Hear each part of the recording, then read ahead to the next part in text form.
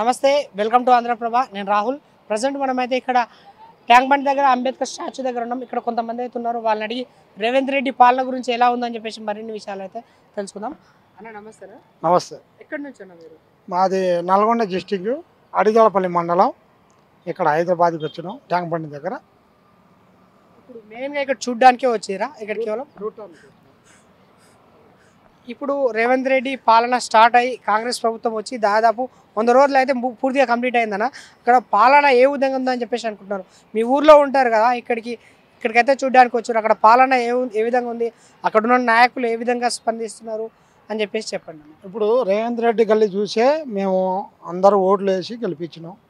Congress party ఒక 10 సంవత్సరాలు TRS party ప్రత్యేక తెలంగాణ రాష్ట్రం కోసం సాధించినానని మాట్లాడి 10 సంవత్సరాలు ఆయనకి ముఖ్యమంత్రి చేసి మార్పు కోసమే ఈ పాలన వద్దు అని కాంగ్రెస్ పార్టీ ఏది మామూలుగా మనకు తెలంగాణ రాష్ట్రం ఇచ్చిన తెలంగాణ తల్లి సోనియమ్మ గారు దాని కుతికినల కోసం ఈసారి మార్పు కోసమే ఓటేసాము.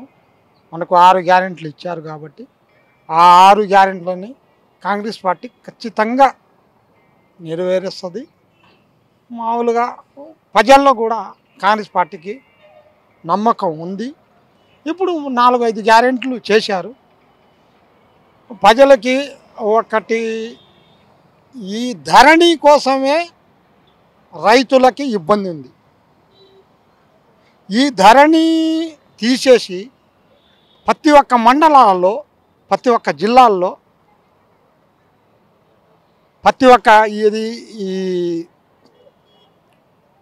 ఈ గ్రామ పంచాయతీ సెక్రటరీలు కానీ గ్రామ సర్పంచులు కానీ వాళ్ళని చెప్పి గ్రామాల్లో ఉన్న భూములని ఒక్కసారి సర్వే చేయించి ఈ ధరణి తీసేసి భూమాత అనేది పేరు పెట్టి ఉన్న ప్రజల్లో కూడా ఒక్క ఎకరం ఉన్నోళ్ళకి, 2 ఎకరాలు ఉన్నోడికి, 3 ఎకరాలు ఉన్నోడికి అసలు లేదు, ఉన్నోడికి 10 గుంటలు ఉన్నాయి. కాబట్టి మన రేవంత్ రెడ్డి గారు ఈ బోడు భూముల పట్ల కానీ ధరణి మీద చేసే విధానం కానీ ఈ మనకు ఉన్న తెలంగాణ రాష్ట్రంలో ఈ ఒకటి మాత్రం కట్టుగా మన రేవంత్ రెడ్డి గారు చేస్తే రాబోయే రోజుల్లో కూడా మన రైతు సోదరులు అందరూ ఖచ్చితంగా మన కాంగ్రెస్ పార్టీకి సపోర్ట్గా ఉంటారని నేను దండం బట్టి చెప్తున్నాను.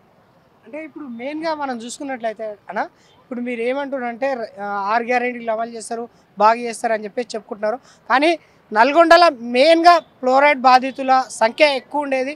ఇంతకుముందుకు నీళ్ళ కోసం అని చెప్పేసి చాలా రకాలుగా ఇబ్బంది పడే సమస్య ఉంది. ఇప్పుడు ఏ విధంగానైనా వచ్చిన తర్వాత అదే నీళ్ళ సమస్య రిపీట్ అవుతుందా?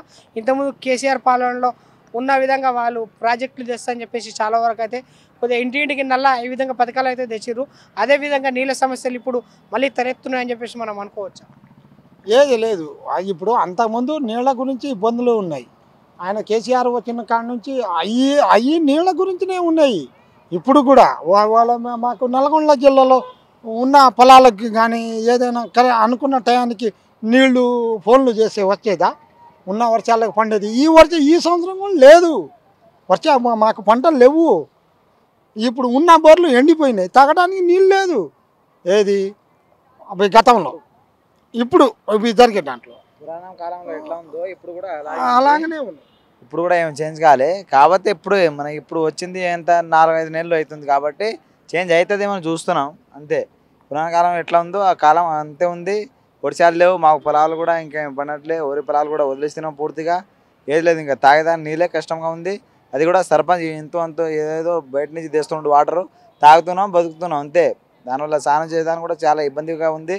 మేము ఎక్కడనో సత్తరసాల కృష్ణలో పోయి అది స్నానం చేసుకొని అంతా మేము ఏమో గడుపుకుంటున్నాం. ఇంకా ఎవరికి ఏం చెప్పలేకుండా అది water, Andhra water, Telangana water ఒక్క కారణం ఉంది. కాబట్టి మనం ఇప్పుడు ఏది మన సత్తరసాల అది కృష్ణ నంది ఉంది కాబట్టి అక్కడి నుంచి మేము ఏదో ఒకటి సాయంగా నాగార్జున సాగర్ దగ్గరలో ఉన్నాం కాబట్టి దాని కింద ఉన్నాం కాబట్టి ఇది వాటర్ ఆంధ్రాకి వెళ్తుంది కాబట్టి దాని పక్కనే మేము దాని బార్డర్లో మేము ఉన్నాము కాబట్టి అది మేము ఏదో ఒకటి ఇంకా చేసుకుంటూ మేము ఉన్నాం అనమాట. ఓకేనా, ఇప్పుడు ఈ ప్రతి విషయంలో ఇప్పుడున్న అధికారులు మీతోటి స్పందిస్తురా? అంటే ఏదైనా కావాలంటే తొందర మనకు చేయాలంటే ఇది చేస్తురా ఈ పాలనలో? ఈ పాలనలో అయితే ఇప్పుడు మనకు బయట గురించి తెలియదు, రేవంత్ రెడ్డి సార్ గురించి తెలుసు కాబట్టి ఇప్పుడు మా కాడ ఉన్న మన ఎమ్మెల్యే కాంగ్రెస్ పార్టీ తరఫున బీఎల్ఆర్ సారు మనకు ఏది కావాలంటే అది చేస్తుండు. కూరగాళ్ళు పోయినా చేస్తురు, పెద్దలు పోయినా చేస్తురు, ఏదైనా సాయం కావాలంటే చేస్తురు. మంచిగానే ఉంది కాబట్టి దాని కాలంలో ఇప్పుడు మనం సేఫ్టీగానే ఉన్నాం, ఏం బాధ లేదు. మంచిగానే ఏదైనా కావాలంటే సేఫ్టీ చేస్తుండు.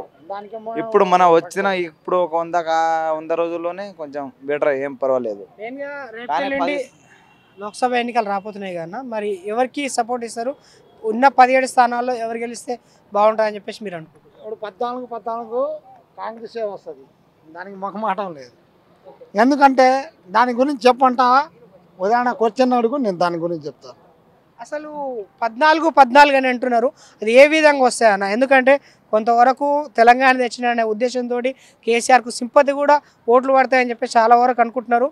ఇక ఆ స్కామ్లు అవంటే ఆయన ఒక్కడే చేయలేదు కదా, ఈ మన తెలంగాణ రాష్ట్రం మొత్తం అందరూ ప్రతి ఒక్కడు అందరూ ఉసిగలిపితేనే ఒక తెలంగాణ రాష్ట్రం వచ్చింది. ఒక కేసీఆర్ అవుతుంది. దాదాపు 60 సంవత్సరాల నుంచి పోరాటం చేస్తేనే రాలేకపోయింది. మనం ఆయన కేసీఆర్ వస్తేనే ఒకడు, అందరూ ఉసిగలిపితేనే, అందరూ చేయిలో చేయి వేస్తేనే, మాటల్లో మాటలు కలిపితేనే, అడుగులో కలిపితేనే తెలంగాణ వచ్చింది. అది సోనియమ్మ తల్లి ఇచ్చింది కాంగ్రెస్ పార్టీ. కాబట్టి 10 సంవత్సరాలు మన కేసీఆర్ తెచ్చిండనే ఆ భావన ఉంది. 10 సంవత్సరాలు ముఖ్యమంత్రి చేసి ఈసారి మన తెలంగాణ రాష్ట్రం ఇచ్చిందనే ఇందరమ్మ సోనియా గాంధీ దాని ఆ కాలం నుంచి ఈ కాలం వరకు కాంగ్రెస్ పార్టీ అనేది కూడా మనం ఆలోచించి మార్పు కోసం ఈసారి కాంగ్రెస్ వస్తే జనాల్ని మేలు జరుగుద్ది, ఇంకా మేలు జరుగుద్ది. ఏది రేవంత్ రెడ్డి ఆదరణలో, రేవంత్ రెడ్డి మాట అంటే మాటే, ఆ మాట మీద ఉంటాడని ఖచ్చితంగా అనుకొని ఈ టౌన్లో హైదరాబాద్లో ఏ ఒక్క సీటు గెలవలే, ప్రతి ఒక్క పల్లెటూర్లలోనే గెలిచినాయి. అంటే ఈ లోక్సభ ఎన్నికల్లో హైదరాబాద్లో చూసుకున్నట్లయితే స్థానికంగా 4 స్థానాలు అయితే ఇక్కడ అవుతున్నాయి. ఆ 4 స్థానాల్లో మళ్ళీ కాంగ్రెస్ పుంజుకొచ్చే అవకాశం ఉన్నాయని చెప్పేసి అనుకోవచ్చా, లేకపోతే బీఆర్ఎస్ వచ్చే అవకాశం ఉన్నాయని చెప్పచ్చు? ఏది ఇక్కడనా?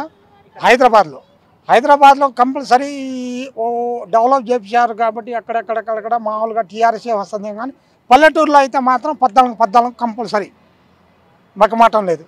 నాది నల్గొండ జిల్లా, మిర్యాలగూడ నియోజకవర్గం, అడిజోళపల్లి మండలం. నా పేరు అమర్ సింగ్ నాయక్.